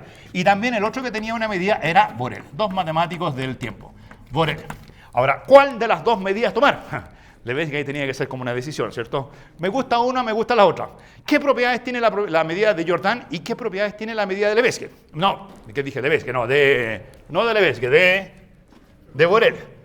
Jordan y Borel, bueno, obviamente ambos sabían medir los cubitos, los rectángulos, las figuras sencillas. Uniones de cubitos, uniones de rectángulos, simplemente es suma de las medidas. O sea, esa cosa es fácil y podía llegar a ciertos conjuntos de tal forma que Jordan tenía la siguiente propiedad. Se tenía una colección A1, A2, A3 hasta AN de puros conjuntos medibles. Jordan decía, si esos conjuntos son medibles, entonces la unión de A sub I desde I igual 1 hasta N también es medible. ¿Qué es lo que se conoce como la propiedad de son medibles las uniones finitas de conjuntos medibles? Por ejemplo, si son intervalitos, y yo sé medir los largos de intervalitos, B menos A, hago la unión de intervalitos y la unión de intervalitos es un conjunto medible. Pero tiene que ser una unión finita. N puede ser grande, pero finito. En cambio, Borel estaba interesado en las series. Y como Borel se interesaba en las series, Borel no se interesaba, parece mucho en la integración, pero necesitó en algún instante esta cosa a la medida, y él desarrolló una teoría que tenía la propiedad siguiente, que se tenía una colección de conjuntos medibles, una colección A sub I, donde I vive en los naturales, una colección numerable de medibles. Borel estaba interesado no en la unión finita, Borel estaba interesado en la unión infinita de conjuntos medibles y lograba demostrar que la unión de todos los A sub I con I en los naturales también era medible. Ahora, cuando Lebesgue vio eso, dijo, bueno, ¿cuál era el problema de Riemann? El problema de Riemann era las Oscilaciones. Yo veo las oscilaciones en alguna parte y la verdad es que sí. Le ves que ve las oscilaciones. ¿Dónde las ve? En la estructura de ese conjunto SUI. Se dieron cuenta que ese conjunto SUI es más y más complicado dependiendo de cuántas oscilaciones tenga la función. Piensen en el gráfico que está allá arriba. Piensen en ese gráfico y pregúntense cuál es el conjunto de nivel a esa altura. ¿Cuántas oscilaciones tiene ahí la función? ¿Cómo es el conjunto A sub I? ¿Se dan cuenta que son intervalitos? ¿Pero cuántos intervalitos? Al principio empezaron a ser 1, 2, 3, 4, pero como las oscilaciones tienden a infinito, la cantidad de intervalitos es infinita. Entonces le ves que dijo, parece que la teoría de Jordan no me va a servir. Parece que me va a servir la de Borel, porque Borel era capaz de medir, por ejemplo, si le daban intervalitos, Borel era capaz de hacer unión infinita de intervalitos. Y decir, calcular la medida, de hecho, ¿cómo calculaba la medida de la unión infinita de intervalitos? Lo calculaba como una serie, porque a Borel le gustaba la serie, entonces decía, hago la serie, ¿se acuerdan de series del año pasado, cierto? Series sumatorias de 1 a infinito, esas cosas las hacía Borel sin ningún problema, estaba preocupado de eso, y por eso es que él tenía la unión numerable de intervalos. Pero había un pequeña, ¿qué creen ustedes entre Borel y Jordan? ¿Cómo se miraban entre ellos? A ver, denle un poco ahí de dramatismo a la cosa. ¿Quién le decía al otro que era trivial? ¿Cierto? ¿Por qué Borel le decía a Jordan que era trivial? Porque tú sabes calcular la medida de cosas, uniones finitas, y yo sé calcular la medida de uniones infinitas. Sí, pero Jordan se defendía porque le preguntaba a Borel, ¿y cuántos conjuntos puedes medir tú? Resulta que Borel, para construir su medida, tomaba los intervalos. Y para contar cómo hacer los intervalos, lo que hacía es tomar los intervalos de extremos racionales. Los intervalos de extremos racionales, A, B, de extremos racionales, son numerables. Y después hacía uniones numerables de cosas numerables, y así formaba la cantidad de conjuntos, y al final la cantidad de conjuntos que era posible medir con la teoría de Borel era la cardinalidad, cantidad de conjuntos. Obviamente infinitos, pero ustedes saben que hay distintos niveles de infinitos, ¿cierto?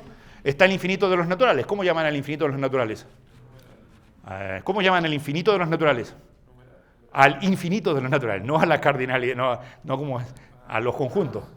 Cuando dice, la cardinalidad vale, si quieren ponerle una ecuación, la cardinalidad vale exactamente igual, 8, 9, ¿qué le ponen?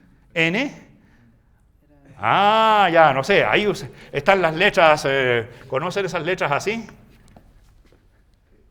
No, esa de ahí es una letra griega que representa la cardinalidad de los naturales. Cuando algo es numerable, se dice que tiene su cardinalidad, vale, la letra es Aleph. Aleph 0. Aleph 0. Pero Aleph 0 es la cardinalidad de los naturales. Si quieren voy a poner por aquí los naturales. Después de Aleph 0 hay conjuntos infinitos que son más infinitos que los naturales. ¿Cuál sigue después? Los reales. ¿Cuál es la cardinalidad de los reales? Bueno, varias notaciones. Notación, por ejemplo, Aleph 1, pero también la suelen llamar C como la cardinalidad del continuo. Los reales uno dice que es un conjunto continuo, en cambio los naturales no es un conjunto continuo como los racionales. La cardinalidad de los naturales, de los racionales es Aleph 0, la cardinalidad de R son los continuos, y de hecho la cardinalidad de R es idéntica a la cardinalidad de los subconjuntos de los naturales. Es lo mismo que 2 elevado a Aleph 0. ¿Vieron esas cosas que las partes de un conjunto tienen cardinalidad estrictamente mayor que la cardinalidad de un conjunto en álgebra?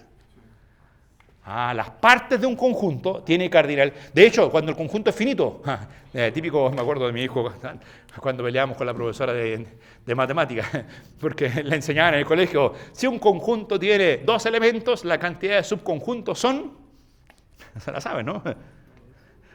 4.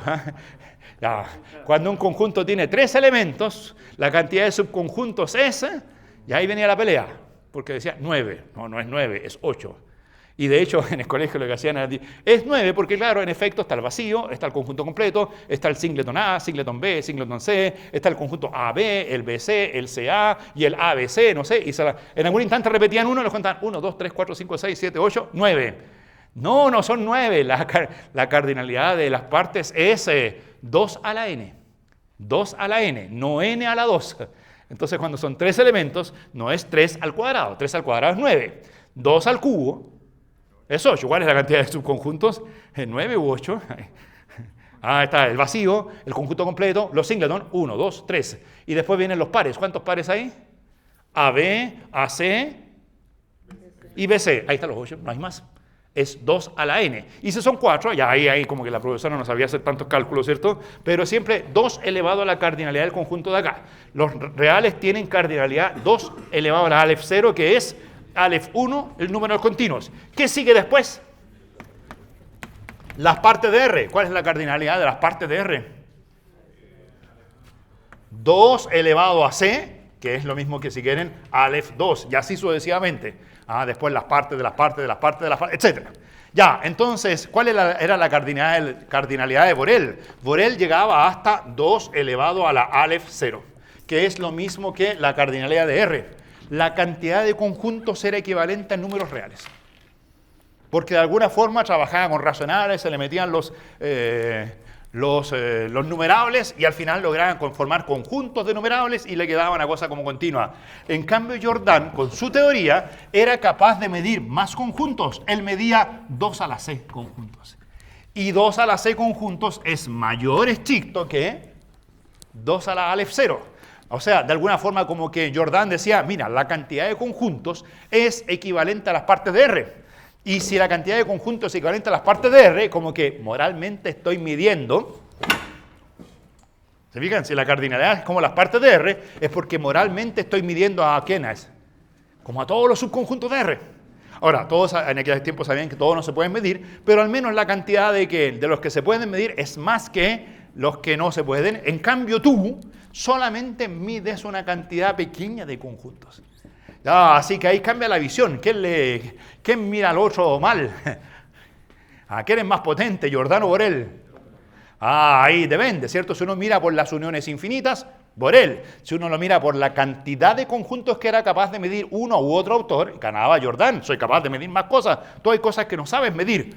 Sabes hacer uniones, pero uniones ridículas. En cambio, yo sé hacer uniones de cosas mucho más interesantes. Tengo más cosas. Bueno, así que ahí Lebesgue tuvo que escoger. ¿Y cuál de las dos escogen?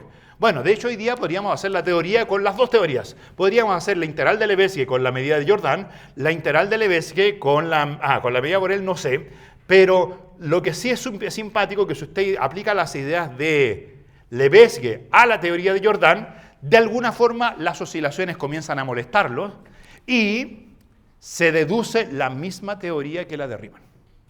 Si uno aplica la idea de Lebesgue con la teoría de medida de Jordan, se obtiene la misma integral que Riemann. Riemann y Lebesgue con la teoría de Jordan son la misma cosa. De hecho, Jordan está íntimamente asociado a Riemann.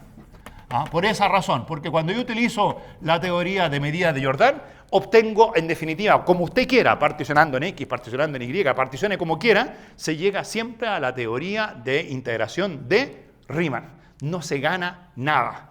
Entonces, bueno, ¿qué hace Lebesgue? Dice, voy a usar Borel, pero Borel mide menos conjuntos. Pero de alguna forma Lebesgue, no sé si se habrá dado cuenta, pero hizo una perturbación. Dijo, lo que yo voy a hacer es usar a Borel, pero lo voy a... ¿Se acuerdan de la ordenación de la barrita arriba en conjuntos? ¿Qué significaba un conjunto cuando le poníamos barrita arriba? Adherencia, ¿cierto?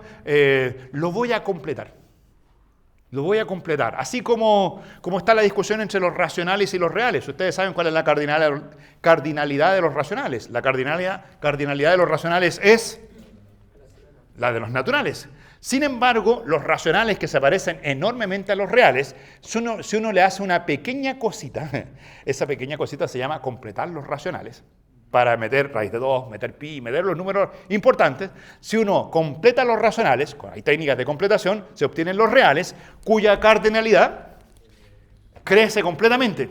Entonces, a Lebesgue se le ocurrió algo del estilo. Tomo la teoría de Borel y le aplico una completación. Si completo la teoría de Borel, se obtiene, efectivamente, se obtiene con ese caso la medida llamada de Lebesgue. La medida de Lebesgue es como la de Borel, pero completada. ¿Y qué gana con eso? Primero, las uniones infinitas. Y segundo, la cardinalidad al completar pasa de C A2 a la C y con eso queda al mismo nivel que Jordan en cantidad. Y ahí sí que podríamos decir que la medida de Lebesgue sí que le gana a los dos. Le gana a Borel porque está completada, le gana a Jordan porque tiene las uniones infinitas. Entonces, lo que vamos a hacer a partir de ahora, supongo que nos queda tiempo, ¿cierto? Sí, nos queda. Vamos a comenzar con la teoría de medida de Lebesgue. Medida de Lebesgue. Esa es la medida que vamos a estudiar. Y una vez que conozcamos esa medida, nos vamos a dar de plazo para estudiar la medida de Lebesgue entre lo que nos queda hoy día y el día viernes. El lunes de la próxima semana ya vamos a ver integración pura y dura usando las ideas de Lebesgue, pero ahora ya saben hasta dónde estamos. Hace la medida de Lebesgue. Ahora, me voy a olvidar de Jordan porque de Jordan lo único que sé es el nombre. Me voy a olvidar de Borel porque lo que sabemos de Borel por el momento solamente el nombre. Entonces, no conocemos la teoría de medida de Jordan para decir, vamos a tomar la de Jordan y la vamos... No conocemos la teoría de Borel como para decir, tomemos la de Borel y completémosla. No conocemos nada de eso. Entonces, vamos a partir con las definiciones básicas de medida, pero a la Lebesgue, de una forma simplificada que, bueno, hay una referencia, creo que traje una referencia, es si quieren más detalles, no les voy a hacer todas las demostraciones, pero si quieren como referencia, el libro en el cual aparece esto es el libro, ya se me olvidó. ¿Qué dije? Fleming, sí, que no. El Fleming de varias variables. Fleming es uno de los libros de la bibliografía y es un libro de cálculo en varias variables. Cálculo en varias variables. Ahora, como todos los libros de cálculo, tiene la parte de cálculo diferencial integral y varias variables. Y lo interesante es que la parte de integración, él tiene esta visión simplificada de la teoría de Lebesgue y tiene todas las demostraciones, prácticamente todas las demostraciones. Creo que no hay ninguna que se deja pasar y por lo tanto, si usted quiere completar todo lo que vamos a ver en clases, es una buena referencia. No sé si lo tienen. Lo han escuchado ahora, ¿cierto? Han escuchado el libro Fleming. Es uno de los que aparece en el temario del curso como bibliografía clásica. Pero no está tan pensada para integración porque la gente le hace el quite un poco a la teoría integral de Lebesgue. Pero después de que uno entiende estas primeras ideas, creo que es una buena idea. Entonces, miren, vamos poco a poco. ¿Cuál es el objetivo? El objetivo son dos cosas. Primero, definir cuáles son los conjuntos medibles. Y segundo, definir cuánto vale la medida de esos conjuntos medibles. Vamos a definir lo que se llaman los conjuntos medibles y vamos a definir su medida, la medida y los conjuntos. Y es una definición incremental. Vamos a partir de los conjuntos más sencillos y vamos a ir vía supremos, vía ínfimos, construyendo conjuntos cada vez más complicados hasta llegar a todos los conjuntos que son Lebesgue medibles. ¿Les parece?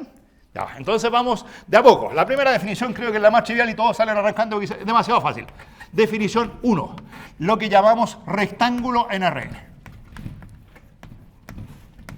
Rectángulo en Rn. Bueno, también llamados n rectángulos, pero la n se pierde, así que yo le diría, les llamo simplemente rectángulos en Rn. Estamos de acuerdo que estamos en Rn. Es la generalización del intervalo cerrado de R a Rn. Entonces, miren, un rectángulo es un conjunto de la forma siguiente. Es un intervalo A1, B1. ¿Conocen eso? ¿Saben lo que es un intervalo? Entonces, si uno pone un intervalo A1, B1, eso es un intervalo, pero eso vive en R. Si yo quiero hacer algo en R2, entonces lo que tengo que hacer es intervalo, tengo que hacer producto cartesiano, otro intervalo A2, B2. ¿Entienden qué es eso? Eso es exactamente un rectángulo, ¿dónde? En R2, ¿cierto? Donde la variable X vive entre A1 y B1, la variable Y vive entre A2 y B2. Ahí está. Entonces, si usted dice la variable X vive entre A1 y B1 y la variable Y vive entre A2 y B2, ese conjunto, ese producto cartesiano es ese rectángulo en R2. Y si usted quiere que el rectángulo viva en R3, ¿qué tiene que hacerle? Producto cartesiano, tercera variable que vive entre A3 y B3, ¿cierto? Ahora, no lo voy a dibujar, pero se imagina. Pongo un eje que sale de la pizarra, digo que la variable tercera vive entre A3 y B3, entonces se genera un un paralelepípedo en R3, ¿cierto? No es un cubo, para que sea cubo las dimensiones tienen que ser las mismas, pero se parece. En este contexto lo llamaría un rectángulo tridimensional. Y como quiero hacer rectángulos en Rn, le siguen agregando cosas hasta agregar a una dimensión enésima. Entonces hasta AN, BN. Eso es un rectángulo que lo voy a llamar como R igual, donde obviamente tienen que cumplirse algunas condiciones. ¿Qué condiciones deben cumplirse? Que A1 sea menor o igual que B1, ¿cierto? Que A2 sea menor o igual que B2, etcétera, hasta AN menor o igual que BN, ¿cierto? Para que no sean conjuntos vacíos. Y en ese caso tengo su rectángulo. Es lo primero que voy a definir como conjunto medible. Los rectángulos en Rn son medibles. Y de hecho, la medida de un rectángulo, medida que vamos a llamar medida cero, porque es nuestra primera definición de medida, la definición que solamente sé medir ¿qué cosas? Rectángulos. La medida es como una función, se fijan, una función de conjuntos. Y esta función mu sub 0, ¿cuál es su dominio? ¿Qué es lo que sabe medir? Esa es la pregunta. Su función es una función cuyo dominio son todos los posibles rectángulos que existen en Rn. Todos son de esa forma. ¿Y cuánto vale la medida de un rectángulo genérico como eso? Vale, saben en R2, ¿cierto? En R2, ¿cuánto vale la medida de este rectángulo en R2? La base por altura. ¿Cuánto vale la base? B1 menos A1. ¿Cuánto vale la altura? B2 menos A2. ¿Cuánto valdría la profundidad si tuviese A3 y B3? B3 menos A3. Entonces, la medida en Rn de un rectángulo es simplemente producto B1 menos A1 por B2 menos A2 por, etcétera, hasta Bn menos An.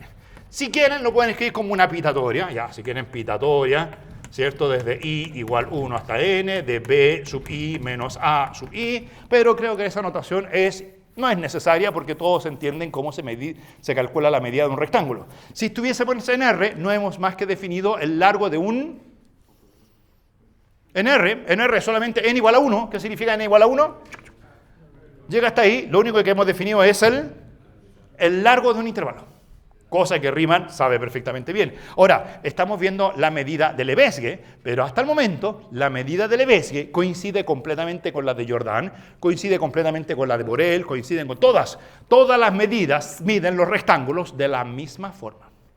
La diferencia entre una teoría y la otra es cómo se usan los rectángulos para lo que sigue. ¿Ya? Entonces, el primer elemento base son los rectángulos. Segundo elemento de base, definición 2. ¿Qué voy a hacer ahora con los rectángulos? ¿Se imaginan? ¿Qué vienen? Una vez que uno tiene rectángulos, ¿cómo lo hago con otros conjuntos? Empiezo a hacer con los rectángulos, ¿qué cosa? Lo empiezo a unir, ¿cierto? A unir. Pero cuando uno los une, hay que tener cuidado en el orden para poder demostrar teoremas. A pesar de que no vamos a demostrar muchas cosas, sí sería bueno que las definiciones queden precisas para que algún día podamos demostrar cosas. Entonces, para ordenar el pegoteo de rectángulos, se introduce el concepto de reticulado en Rn, que es una forma de separar tú para allá, tú para acá, tú para allá, tú para acá, tú hacia arriba, tú hacia abajo, no sé. Es una forma ordenada de juntar a los rectángulos. Es un reticulado. Reticulado en Rn. ¿Qué es un reticulado? Es la definición más horrible que pienso vamos a ver. Porque la idea es juntar rectángulos, entonces, pero en forma ordenada. Y cuando uno lo quiere hacer en forma ordenada, tiene que ponerse reglista. Y cuando se pone reglista, empiezan a aparecer artículo 1, artículo 2, artículo 13, y el reglamento empieza a ser cada vez más y más largo. Es lo que aparece aquí con el reticulado. Ya, si quieren en pocas palabras, un reticulado es un conjunto de hiperplanos. No sé si ayude mucho eso. Es un conjunto de hiperplanos. Ya, se fijan, ya algunos dicen, ¿y qué es un hiperplano? Es como un plano en R3, pero en Rn. Pero es un conjunto de hiperplanos adecuados. No cualquier conjunto de hiperplanos. Adecuado del modo siguiente. Del modo siguiente. Miren, hay que ser muy ordenado. La notación tal vez es un poco horrible y después simplemente vamos a decir que en palabra un reticulado es un reticulado.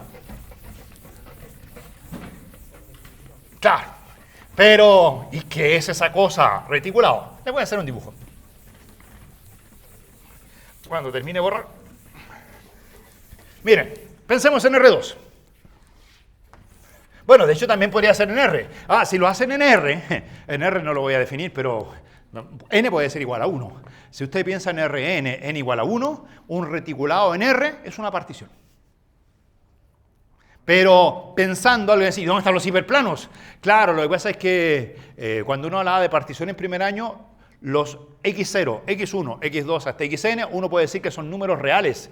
Pero normalmente cuando uno habla de esos números reales, uno no los piensa como números reales, los piensa como puntos de la recta. Y los puntos son una especie de hiperplano en dimensión 1. La ecuación x igual a x0, x igual a x1, x igual a x2, esos puntos del plano, esos puntos de la recta son como hiperplanos en dimensión 1. Ya, entonces para que entender mejor la cosa, digamos que en dimensión 2. Miren, ¿qué es un reticulado? Son hiperplanos. ¿Cuáles son esos hiperplanos? Son rectas verticales. En R2 los hiperplanos son rectas verticales. Rectas verticales que tienen las siguientes ecuaciones.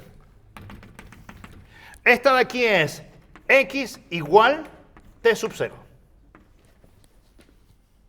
La ecuación de esa recta vertical es x igual t sub 0. ¿Entienden qué significa x igual t sub 0? En R2. Es una recta vertical. Y si estuviese en R3, ¿qué significa x igual a t sub 0? No, x igual... claro, en R3, siempre en R3 se enreda un poco. Piensen que en R3, digan que tienen variables x, y, z. Hay una cosa que todo el mundo conoce, así que se las voy a poner al tiro, que es x más y más z igual 1. Ese sí lo saben, ¿cierto? Ese no se enreda. X más y más z igual a 1 es hasta se lo imaginan algunos, un plano así medio chueco, ¿cierto? Ya, es un plano, ¿están de acuerdo conmigo? ¿Qué es? AX más BY más CZ igual D, donde A, B, C y D son constantes dadas.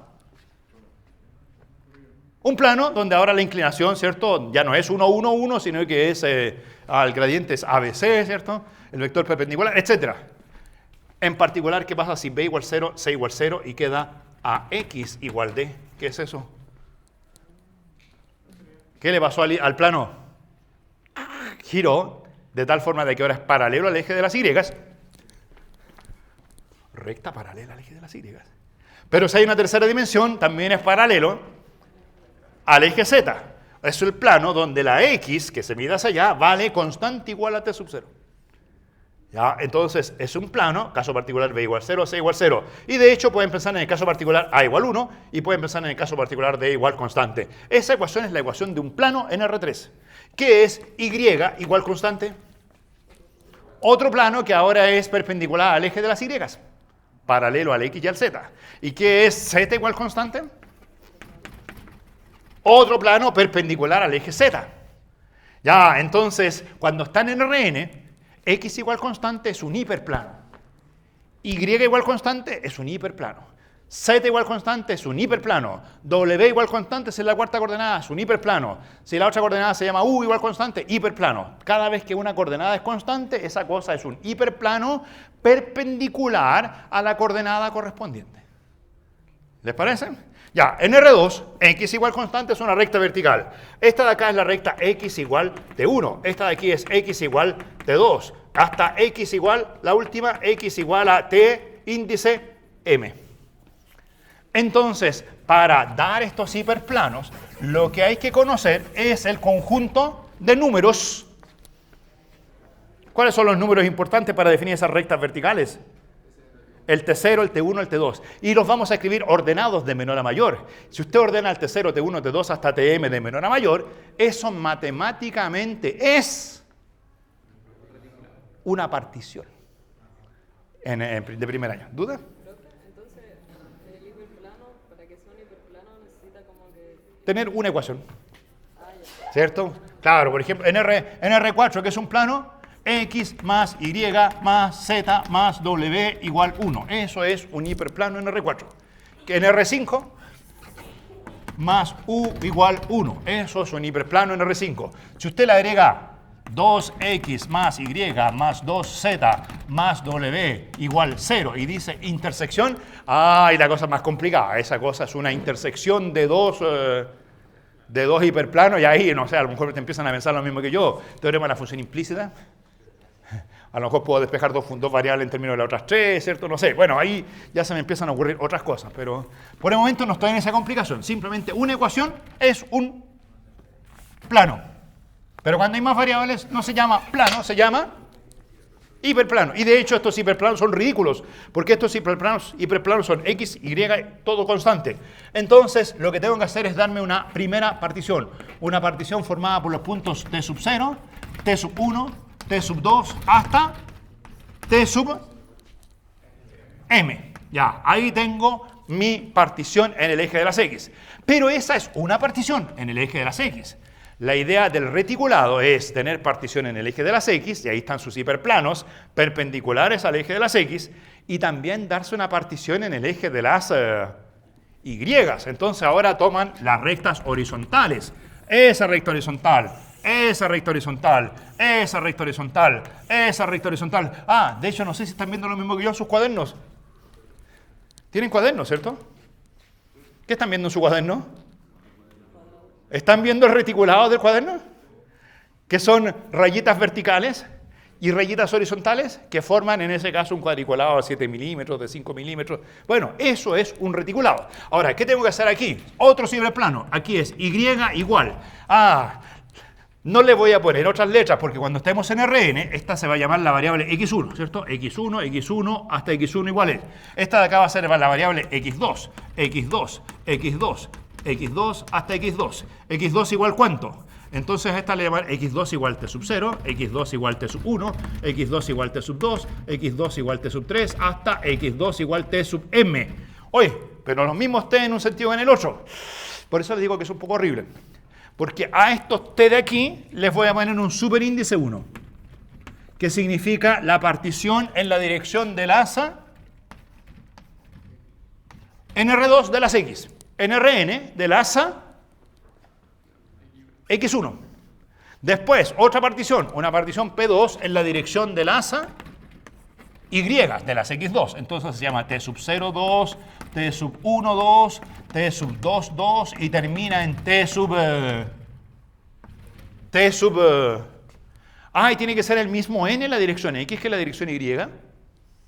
No necesariamente. Así que el de arriba la cantidad de intervalos es m1 y acá la cantidad de puntos es m2. ¿Qué les parece la notación? ¿Un poco horrible o no? Ya. Y todavía falta, porque después eso sería si hubieran solamente dos dimensiones. Pero si hay tres dimensiones hay que agregar ahora un particionamiento en la dirección 3, en la dirección 4, etc. Ya, los voy a poner con puntos suspensivos. Una partición P sub n que va en la dirección enésima, que tiene T sub 0n, T sub 1n, T sub 2n, termina en T super m, super n. Y abajo tiene ¿cuántos puntos? M índice n, o sea, infinidad de índices, y ahí tengo muchas particiones. Entonces, es un conjunto de hiperplanos adecuados del modo siguiente. Me dan la partición 1 y aquí formo todos los hiperplanos de la forma x1 igual, x1 igual, x1 igual, x1 igual. Acá formo los hiperplanos de ¿qué ecuación? x2 igual a eso, x2 igual a eso, x2 igual a eso. Después viene x3, x4 y aquí, ¿qué ecuaciones? Xn igual a ese número, xn igual a ese número, xn igual a ese número. ¿Cuántos hiperplanos hay? No. M1 más 1. ¿Ven? Porque parten T sub 0, T sub 1, T sub 2 hasta T sub M1. La cantidad de puntos es la misma trampa de primer año. La cantidad de puntos es más 1. M1 más 1. ¿Cuánto es en la otra dirección? Más M2 más 1, más M3 más 1, más hasta Mn más 1.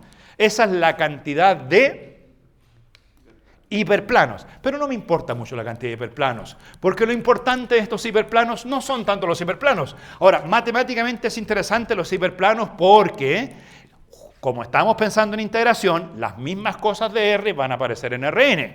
Una cosa importante en R era hacer refinamientos. ¿Qué significará en Rn hacer refinamientos a un reticulado? Miren, ahí hay un reticulado en la pizarra. ¿Qué significará hacerle un refinamiento? Agregarle más hiperplanos en cualquiera de las direcciones que usted quiera. Por ejemplo, dicen, le voy a agregar un plano vertical ahí. ¿Qué hicieron? cambiaron la partición en la dirección de las X, generaron un nuevo reticulado, que en buenas cuentas lo que hizo fue agregó un hiperplano adicional.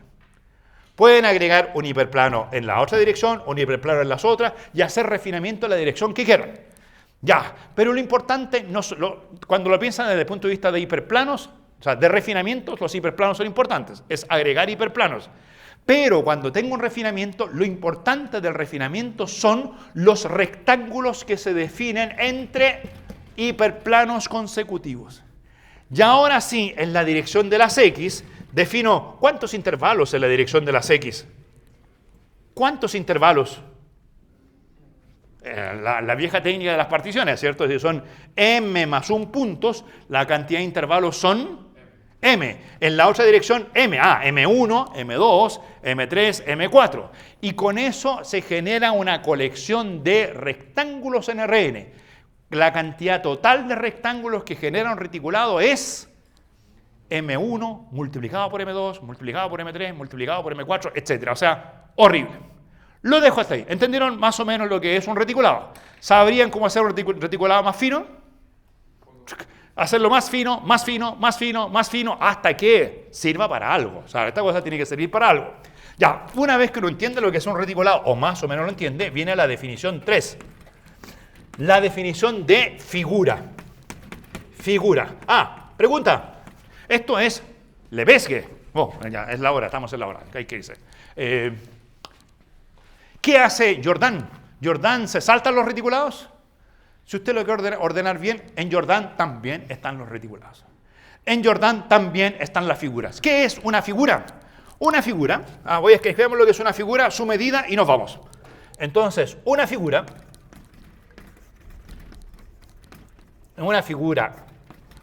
F es el conjunto formado por unión de rectángulos. Una figura es un conjunto que corresponde a una unión de rectángulos. Hasta, no sé, n. Una unión de rectángulos. Anótenlo ustedes, yo se los dicto. Una figura es un conjunto formado por la unión de rectángulos que provienen de un reticulado. Ya, entonces, al tiro. ¿Ven el dibujo que tengo aquí? ¿Qué es esto? Un reticulado. ¿Qué es una figura?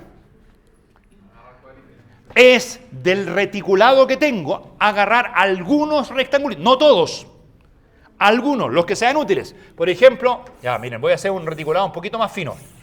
A ver si me resulta. Un reticulado bastante más fino que el que estaba dibujado en la pizarra. Ya, ahí tengo. Y voy a tomar algunos rectangulitos. Por ejemplo, voy a marcar S. Por ejemplo, voy a marcar S. Por ejemplo, marco S. Marco S, ya, me gustó ese también. Este de aquí, también.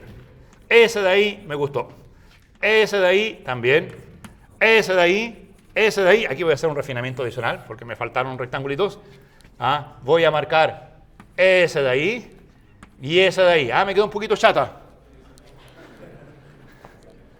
Van a pensar que... Lo van a pensar mal, a lo mejor. ¿Qué piensan que escribí ahí? Traté de hacer un integral. Traté de hacer una integral, pero me quedó un poco chata. Debería haberla hecho más alargada, ¿cierto? Pero entienden la idea de que el reticulado es como la base.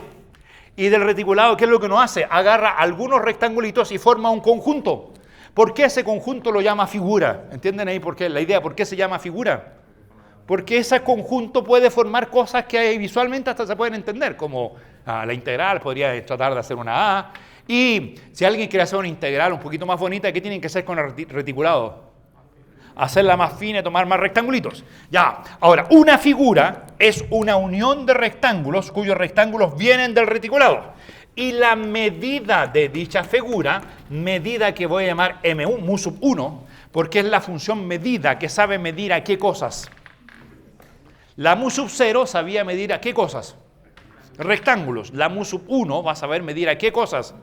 A las figuras. Entonces, ¿cuánto vale la medida de esa figura que es unión de 1, 2, 3, 4, 5, 6, 7, 8, 9, 10, 11 rectángulos? Bueno, la medida de la figura, si la figura es una unión de rectángulos, es la sumatoria de las... Ayúdenme, ¿qué creen ustedes? De las medidas de los rectángulos. Las medidas de los rectángulos con la medida mu sub 0, entonces sumatoria desde k igual 1 hasta n. Ya, esos conjuntos son bien importantes porque esos conjuntos... Miren, les voy a hacer un último dibujito, disculpen. Solamente a ti te saco de ahí. A ver si están pensando lo mismo que yo. ¿Qué es esto que estoy dibujando aquí?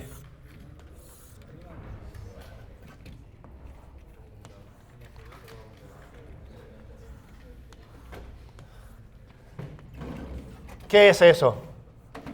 ¿Qué teoría primero? Riemann. Eso que hace Riemann, que es esto de aquí. Lo voy a pintar para que lo vean bien. Desde el punto de vista de las definiciones dadas hoy día, ¿qué es? ¿Una figura? Es una figura. ¿Ven el reticulado?